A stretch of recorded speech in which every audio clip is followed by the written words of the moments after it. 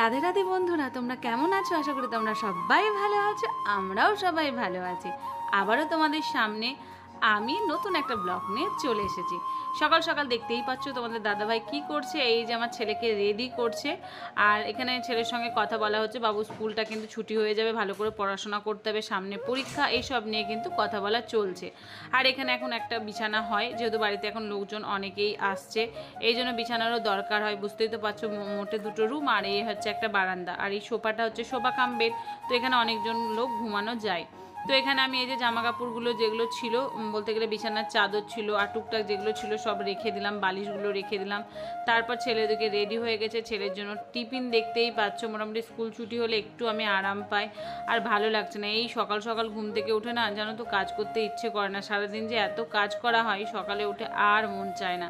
তো এখানে ওয়েদারটা বেশ ভালোই আছে, কিন্তু বৃষ্টি বৃষ্টি ওয়েদার, মানে পুরো মেঘমেঘ করছে, ভালোও লাগছে না। জামা কাপড় তো একদম শুকোতেই চাইছে না। তো এখানে দেখো তোমাদের দাদাভাই চলে গেল, আর এদিকে আমি এসে বাকি যে কাজগুলো আছে, তো ভালো এগুলো আস্তে আস্তে করি। এখানে দেখো একটা বালিশ পড়ে আছে, তো সেটাকে রাখতে হবে। মানে ইচ্ছে করছে না যে আমি কাজ করি, একদম ভালো লাগছে না। এই সকালবেলায় উঠে প্রত্যেক দিন যে কাজগুলো করি না, সত্যি করে মনের মধ্যে যদি এনার্জি না থাকে, দেখবে কাজ করতে পারবেই না, ভালোই লাগে না। আর আমি তো এই নিয়ে প্রত্যেক দিন ঝগড়া করি যে সত্যি আমি কাজের মাসি হয়ে গেছি, কাজের মাসিদের তবুও একটু শান্তি আছে, একটা দিন ছুটি আছে। আমার কিন্তু কোনো ছুটি নেই, মানে সারাটা দিন শুধু 24 ঘন্টা একদম করে যাও। সুস্থ থাকো আর ভালো থাকো, যাই বা থাকো না কেন, আমাকে করে যেতেই হবে। তো এদিকে গাছপালাগুলোর অবস্থা দেখতেই পাচ্ছ, খুব সুন্দর একটা কামরাঙা, মানে এতগুলো কামরাঙা হয়েছে, তার মধ্যে থেকে একটা মাত্র কামরাঙা আছে, তাও এটা মনে হচ্ছে টিকে আছে, পুরো হলুদ হলুদ টাইপের কালার হয়ে গেছে। তো এখানে যে জামা কাপড়গুলো ছিল কালকে, তো সেগুলো এখন মেলে দিচ্ছি, এগুলো একটু শুকিয়ে নিই, তারপরে ফ্রেশ হব। ফ্রেশ হয়ে বাকি যে কাজগুলো আছে সেগুলো করব, রান্নাবান্না আছে, প্লাস আজকে একটা জায়গা যাওয়ার আছে। তো কোথায় যাব কোথায় যাব, কি করব না করব, সবটাই দেখতে হবে তোমাদেরকে। প্লিজ তোমরা পুরো ভিডিওটা ফুল ওয়াচ করে দেখো, না দেখলে তো তোমরা বুঝতে পারবে না না। তোমাদের ভালোবাসার জন্যই আমি আজকে হয়তো এগিয়ে যাব, তোমরা যদি ভালো না বাসো তাহলে কী করে এগিয়ে যাব, তাই না বলো? তো মায়ের এখানে শাড়িটা আছে, তো সেই শাড়িটাও মেলে মেলে দিয়ে দিচ্ছি। তারপর ফ্রেশ হয়ে দেখো চলে এসেছি রুমে। রুমের যে কাজগুলো আছে, তো চলো ওই কাজগুলো করে নিই, তারপরে আবারও আসছি তোমাদের সামনে।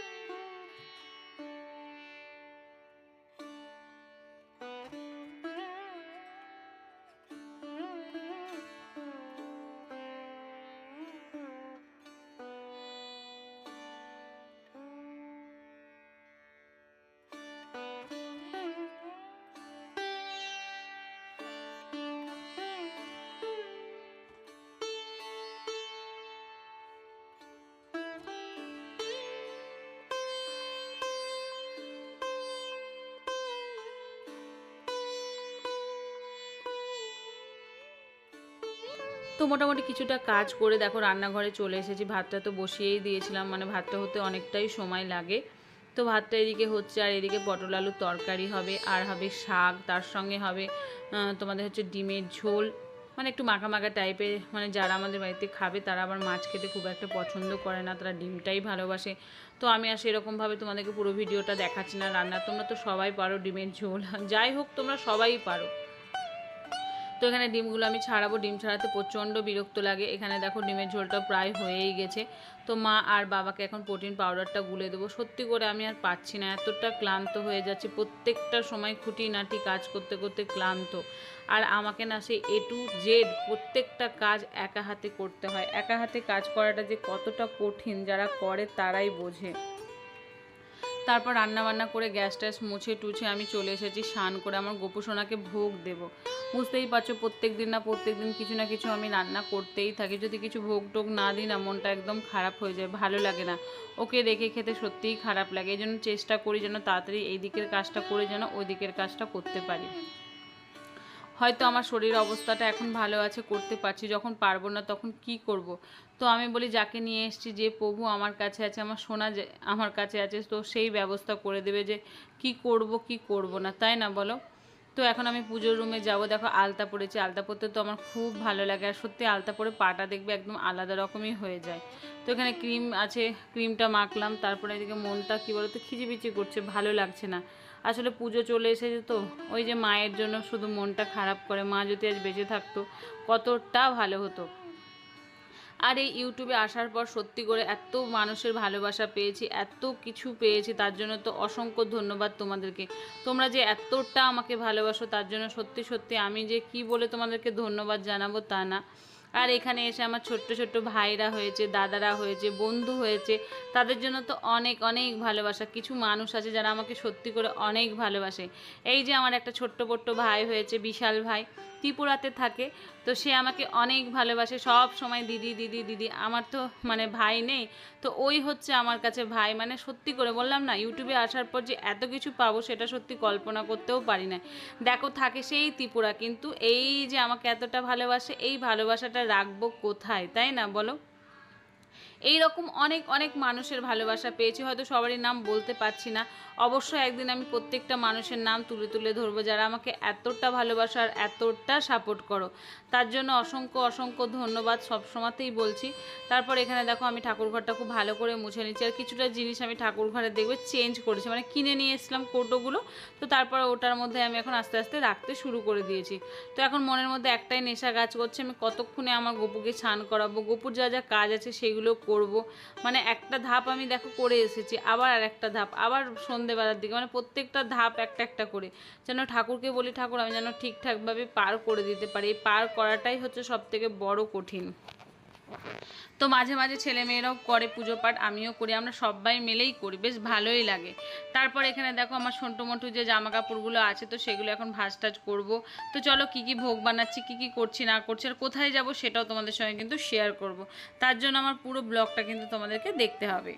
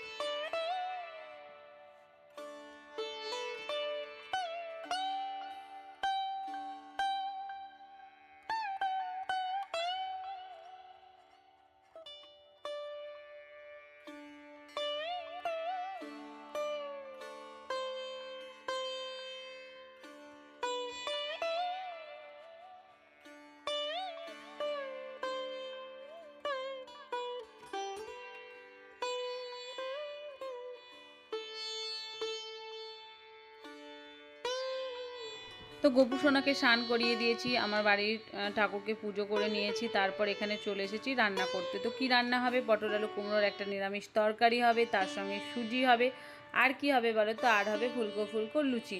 তো আজকে ভোগে আমি এটাই দিচ্ছি। তো চলো কথা কম বলে ভোগগুলো তাড়াতাড়ি রান্না করে নিই। বুঝতেই তো পারছো এটা রান্না করতে অনেকটাই সময় লাগবে, কিন্তু ইন্ডাকশানে রান্না যে খুব একটা খারাপ হয় সেটা না। সত্যি করে যতবার আমি ভোগ রান্না করছি রান্নার স্বাদটা একদম পুরো পাল্টে গেছে, একদমই পাল্টে গেছে।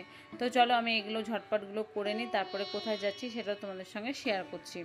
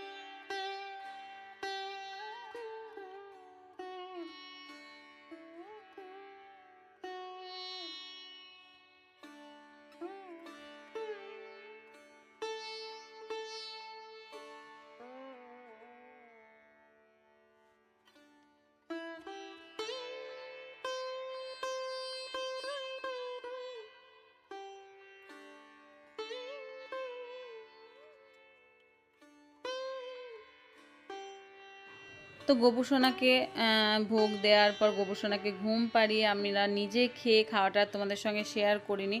তো এখন যাচ্ছি মেয়ে আর আমি মিলে, কোথায় যাচ্ছি সেটা তোমরা পরেই বুঝতে পারবে। তো এখন আমি চলে এসেছি পার্লারে।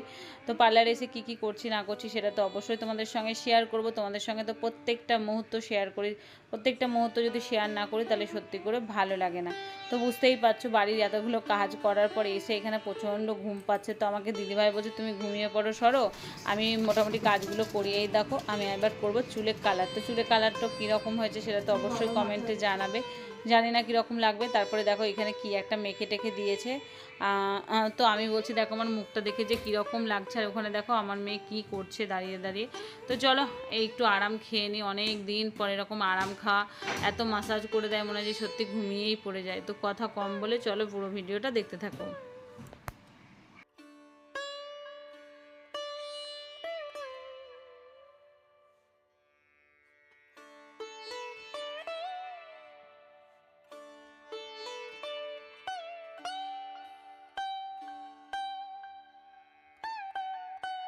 কিনে দাও, আবার কিনে দাও, বাবাকে বলবে না।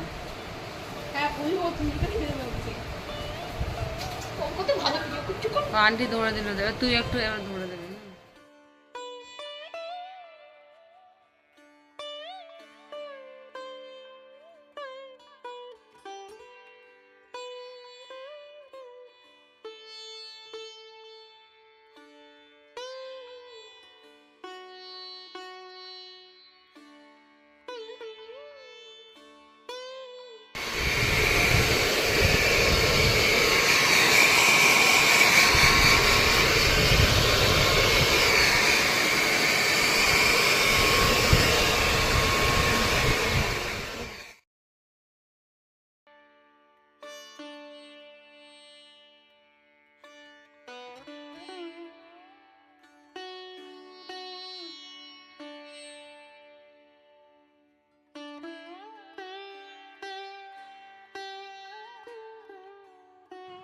তো দেখতেই পেলে তোমরা চুলের কালারটা কিন্তু দারুণ হয়েছে। তারপর এখানে এটা কি করে দিচ্ছে বলো তো, চুলটা কাটলাম আর এখানে করে দিচ্ছে হেয়ার স্পা।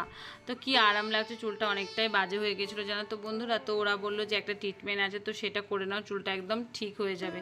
তো মাঝে মাঝে এরকম আরাম খেতে সত্যিই ভালো লাগে, কে আর করে দেবে বলো।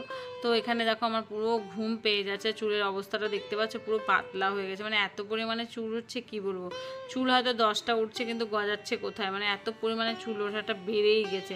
তারপর প্রচণ্ড খিদে পেয়েছিলো, হাসি পাচ্ছিলো ভিডিও করতে। এখানে দেখো আমরা সবাই কেক খাচ্ছি, বৃষ্টি পড়ছে, বাড়ি যাবো কিনা তারও মানে যাবো কি করে সেটাও ভাবছি, বুঝতে পারছো তো, বৃষ্টিটা এত পরিমাণে শুরু হয়ে গেছে।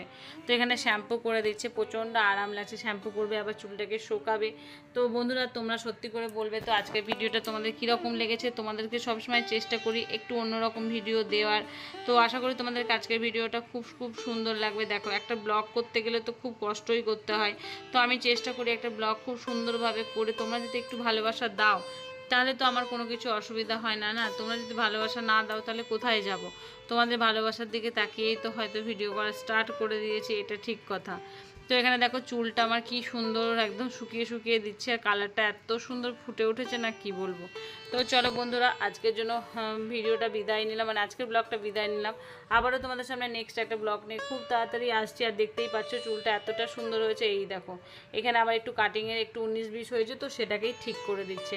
তো দেখতেই পাচ্ছ আমার তো খুব স্ট্রেট করার শখ ছিল, কিন্তু আমার এত বড় চুলে মোটামুটি 10 থেকে 12 হাজারের নিচে কিন্তু একদমই হবে না। তো চলো আজকের জন্য টাটা।